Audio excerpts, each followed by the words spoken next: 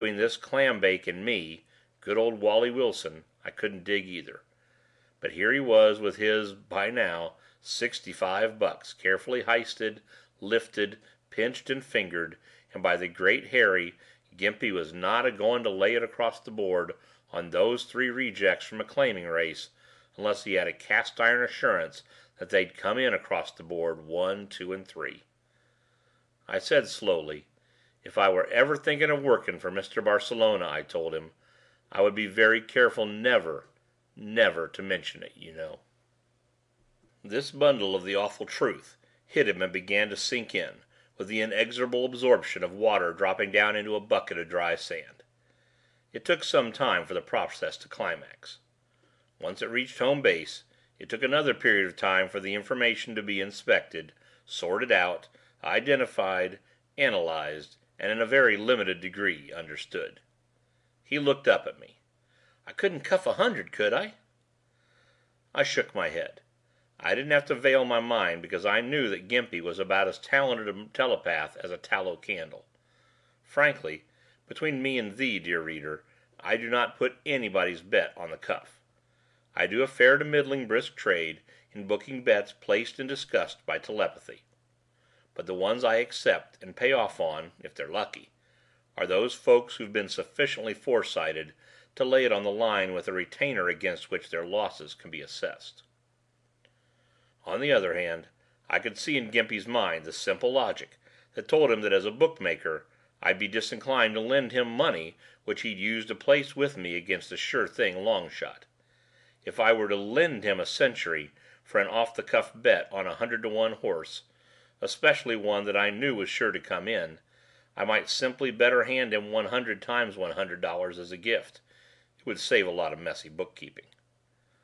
So the fact that I wouldn't cuff a bet for Gimpy gave him his own proof that I was confirming the fix. Then I buttered the process. Gimp, do you know another good bookmaker?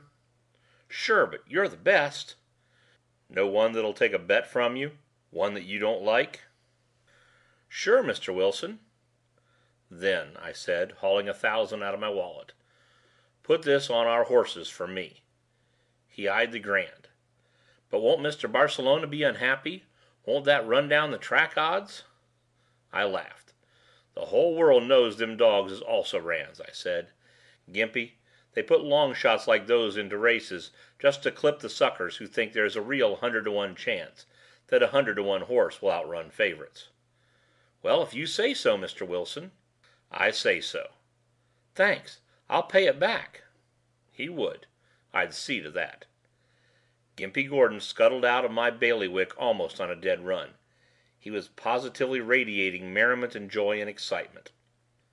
The note in his hand represented a sum greater than he had ever seen in one piece at any time of his life, and the concept of the riches he would know when they paid off on the Kentucky Derby was vague simply because Gimpy could not grasp the magnitude of such magnificence. Oddly, for some unexpected reason, or from some unknown source hidden deep in his past, his mind pronounced it Derby. I returned to my African jungle, still bored with the lack of anything constructive. I returned at about the point where Tarzan and Jane were going through that silly me Tarzan, you Jane routine, which was even more irritating because the program director or someone had muffed the perfume that Lady Jane wore. Instead of the wholesome freshness of the free open air, Jane was wearing a heady, spicy scent engineered to cut its way through the blocking barrier of stale cigar smoke, whiskey-laden second-hand air, and a waft of cooking aroma from the kitchen of the standard cosmopolitan bistro. Worse. It got worse instead of better. Where a clever effects director might have started with the heavy, sophisticated scent and switched to something lighter and airier as Jane was moved away from civilization, this one had done it backwards for some absolutely ridiculous reason. It finally got strong enough to distract me out of my characterization, and I came back to reality to realize once more that reality had been strong enough to cut into the concentration level of a halocene. There was strong woman presence in my room, and as I looked around I found that Tomboy Taylor had come in, just as Gimpy Gordon had, and was sitting in the other halocene chair. She was probably playing Lady Jane to my Tarzan. Tomboy Taylor had changed to a short-skirted, low-necked cocktail dress. Relaxed with her eyes closed in my Holocene chair, she looked lovely. She looked as vulnerable as a soft kitten. Remembering that it's the soft, vulnerable ones that claw you if you touch, I refrained. I went to my little bar and refilled my highball glass, because swinging through the jungle makes one thirsty, and while I was pouring, I took a sly peek into Tomboy Taylor's mind. She was not hallucinating. She was watching me. And when I made contact with her, she radiated a sort of overall aura of amusement emotion, covered up her conscious deliberation, and blocked my probing by directing me mentally, "Make it two, Wally." I billed her one, handed it to her, and then said, "Folks these days sure have forgotten how to use doorbells." "If you don't want people coming in, Wally, you should restrict your mind warden a little. It's set to admit anybody who does not approach the door with a vigorous intent to commit grave physical harm. When the thing radiates 'come in and relax,' is a girl supposed to stand outside, twiggling on the doorbell?" I dropped the subject, thinking that maybe I shouldn't have brought it up in the first place. It's ones that can't be answered by logic, whereas a firm emotional statement of like or dislike stops all counter-argument, and I'd made the mistake of questioning my own judgment. So I eyed her and said, "Tomboy, you do not come here to indulge in small talk." "No," she admitted. "I'm here to keep track of you, Wally." "Oh?" "Our great and good friend wants me to make notes on how clever you are at arranging things." "You mean Barcelona sent you?" "That's about it." I looked at her askance. "And how long are you going to stay?" She smiled. "Until Flying Heels, Moonbeam, and Lady Grace come across the finish line 1, 2, 3 at Churchill Downs on Derby Day." I grinned at her. "Considering that trio of turtles, Tomboy, it may be for years and it may be forever." She held up her glass in a sort of a toast. "Or," she said, "till death do us part."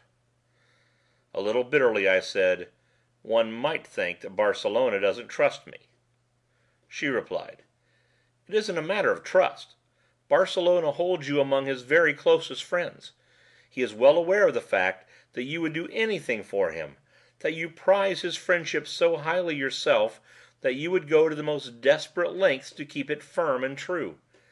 Yet he realizes that the simple desire he has recently expressed does place you in a delicate mental attitude. You are likely to feel that he shouldn't have expressed this desire since you feel obligated to fulfill it. He feels that maybe this obligation to maintain friendship at all costs may cause resentment. Since Barcelona does not want you to resent him, he sent me to be your companion in the hope that I might get some forewarning should your friendship for him begin to weaken." Just why, in this day and age, she didn't just come out and say, or think, flatly that she was there to keep me in line, I don't know. But there she was, talking all around the main point, and delivering the information by long-winded inference. Even so, without her Pittsburgh stogie, Tomboy Taylor was a mighty attractive dish, and I knew that she could also be a bright and interesting conversationalist if she wanted to be.